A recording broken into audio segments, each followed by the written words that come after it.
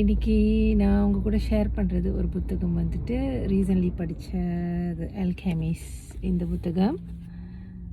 Okay, இந்த புத்தகம் வந்து ஆக்சுவலி வந்து ஒரு 9 இயர்ஸ் முன்னுக்கே வந்துட்டு எனக்கு வந்து ரெக்கமெண்ட் பண்ணியிருந்தாங்க. இதை வந்து படித்து பாரு, நல்லா இருக்குது அப்படின்னு சொல்லிட்டு என்னோட ஒரு ஃப்ரெண்ட்.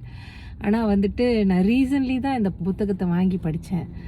ஸோ என்ன ஃபீல் ஆச்சு அப்படின்னா வந்துட்டு, இது ஒரு 9 இயர்ஸ் முன்னுக்கு நான் படிச்சிருந்தேன்னா வந்துட்டு இந்த மாதிரி ஒரு புரிதல் எனக்கு கிடச்சிருக்குமா அப்படின்னு வந்து எனக்கு தெரியல.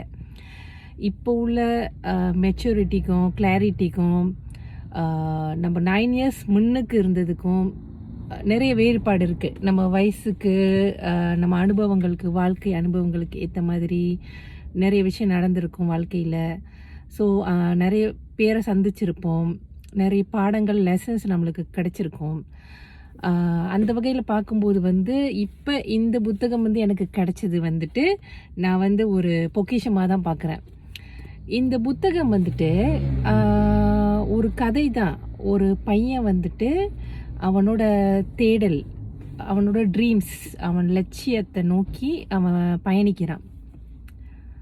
ஸோ அந்த பையன் வந்துட்டு எப்படி வந்து அந்த லட்சியத்தை வந்து அவன் அடையிறான்.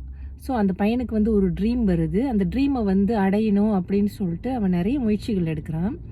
யார் யாரை சந்திக்கிறான் அவன் வாழ்க்கையில், எப்படி அவன் வந்து போராடுறான், எந்த மாதிரியான மனிதர்களை பார்க்குறான், அதை பேஸ் பண்ணி தான் இந்த கதை. இந்த கதையை நம்ம படிக்கும்போது அந்த ஒரு பையனை மட்டும் பற்றி நம்ம யோசிக்காமல் அதை வந்து எப்படி நம்ம வந்து நம்ம லைஃப் கூட வந்து ரிலேட் பண்ணலாம் அப்படிங்கிறது வந்து நம்ம பார்க்கலாம்.